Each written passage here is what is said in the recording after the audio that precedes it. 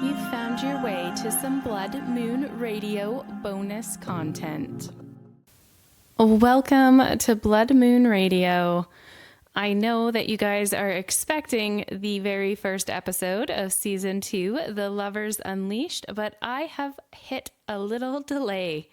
Season 2 has taken a tiny detour. There's been some unexpected production issues with the first few recordings.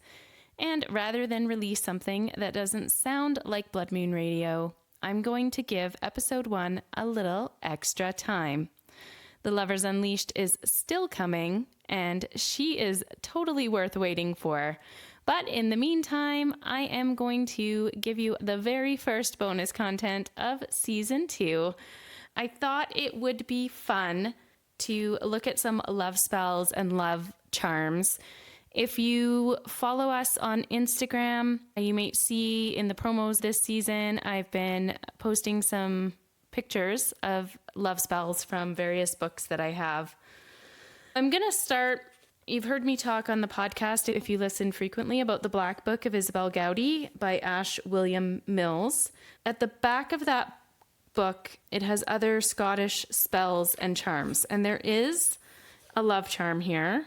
I am not going to attempt to read the Scottish Gaelic and butcher it. I don't want to not do it justice, but there is an English translation. It says, "It is not love, knowledge to thee, to draw water through a reed, but the love of him or her," so you would insert the proper pronoun for your beloved, "thou choosest, with his warmth to draw to thee. Arise thou early on the day of the Lord, to the broad flat flag. Take with thee the biretta of a priest," and then in brackets here it has foxglove with a question mark, "and the pinnacle canopy," and in brackets there it says that is butterbur. If you practice witchcraft, you might know that a lot of ingredients were given code names. That's where Eye of Newt and whatnot comes from. It's a code name for an actual plant to keep things secret. You can go back and listen to some of the solo episodes of season 1 if you want to learn about the history of why witchcraft would need to be kept secret and written in code. "Lift them on the shoulder in a wooden shovel. Get thee 9 stems of ferns, cut with an axe. The 3 bones of an old man that have been drawn from the grave. Burn them on a fire of faggots and make them all into ashes. Shake it in the very breast of thy lover against the sting of the north wind, and I will pledge and warrant thee that man or woman will never leave thee." So something interesting about love spells is the ethics of it, right? You're messing with someone else's free will. Frequently, though, you will see in these old love spells, it involves some sort of contact with the person. In a spell like that, where you're going to rub this ash on their chest, I suppose that you could come up with a ruse, but it also seems like it may have more to do with being in contact with the person and keeping them interested in you rather than bending their will just to be with you. But of course, not all of them are written like that. The next one is from a book called Magia, Hungarian Myth, Magic, and Folklore. My late grandmother's side of the family, her dad immigrated from Hungary, from an area called Zichdorf, and I've been researching the family tree and traditions on that side a bit, particularly since her passing. And this is one of the books I've been referencing for that. This is from chapter 25 called Love and Marriage. "The most basic form of a love potion was to use an ingredient from the caster's own body and mix it into a food or drink that was to be consumed by the victim." The victim is the language of the author, Margriet Toth. "The ingredient could be a small piece of an intimate item from clothing, such as a stocking, hair, either from the head or other parts of the body like the armpit or pubic area, spit, blood, including menstrual blood, breast milk, semen, or urine. Other times, a recipe's ingredient was put in close contact with the body in some way, such as straining wine through one's armpit hair, holding sugar under the armpit for a time, or letting an egg yolk run down one's back before adding it to the food. Couples who wanted to be together forever could intentionally feed one another pieces of their hair. in a later episode this season, where the hosts of the Tea Tales and Talks podcast come on, we're going to get into some of the traditions of love magic and some of the intimate ingredients that are used. Of course, in a lot of spiritual practices, hair is very symbolic, and so it's not surprising that it's used in love spells. But the context of feeding someone your pubic hair without their knowledge is obviously causes some debate in the ethics department. However, I think it's not hard to see where those ideas came from if we think about acts that we do when we make love. So not entirely out of nowhere, but the aspect of doing it in secret without them knowing is, of course, ethically an area that comes up for debate. Sometimes that debate is between newer, what might be described as whitewashed practices, where things like the threefold law or ill intention coming back to you are taught, versus folk practices that many lineages and societies and cultures have. We like to talk about love as though it's more surface, I guess less important than other things. But it really is, first of all, an important human emotion and relates to our ability to connect, our ability to bond, and what I believe we're here to do. But second of all, it's deep.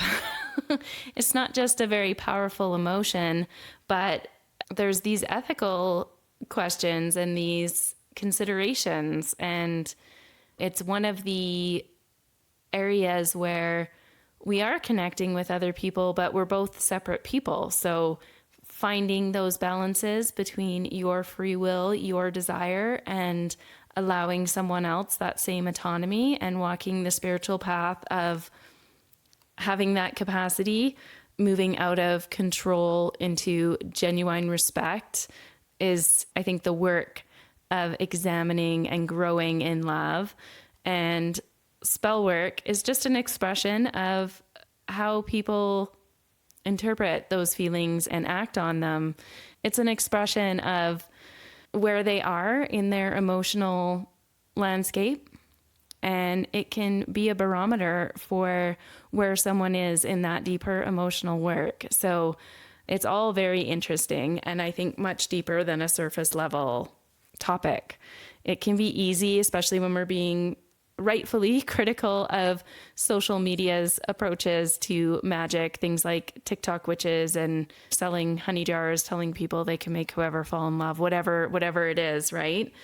To bypass and start to critique what other people do for magic. I saw a critique on glamour magic and how it's frivolous and surface level, and if that's all you do, or if you're into that, you're not deep enough in your craft. I think that rhetoric is super dangerous, not least of all because a big part of women practicing magic are coming back to these spiritual beliefs, this intuition that they've had, that they've been taught to ignore, is standing in their personal power. And part of that is celebrating themselves. In a way that we do that, in a way that we express ourselves, is in how we dress and how we look. And it's exceptionally valid and exceptionally validating for people. So we have to be careful when we're examining systems or things like social media that we see harm coming from, that we're not in turn offering up more harm, offering up more problematic behavior and opinions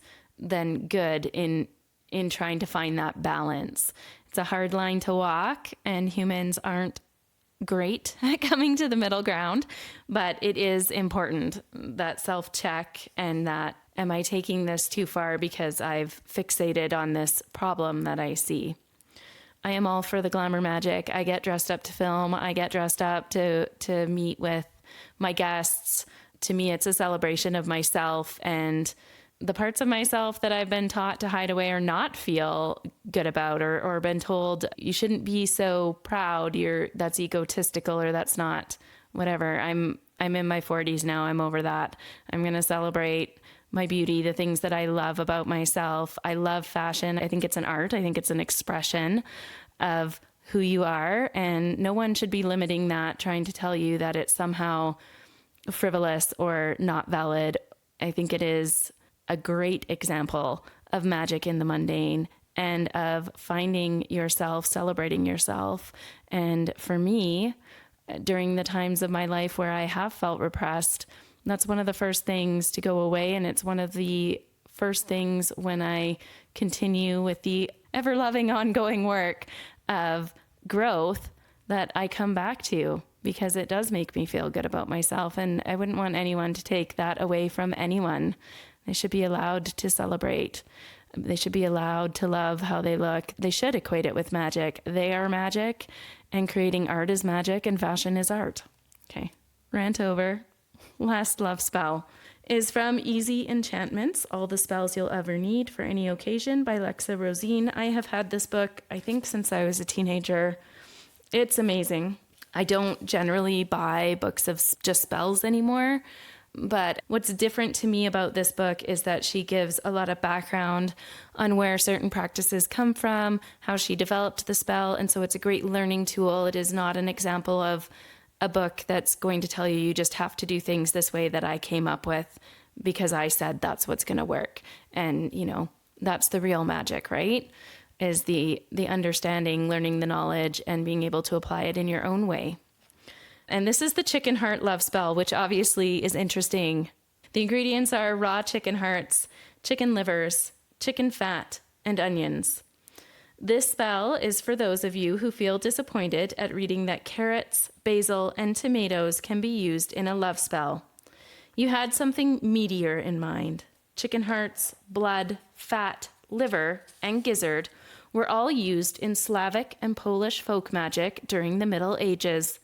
This spell is guaranteed to be just as effective as medieval ingredients, such as ground toad and powdered moles.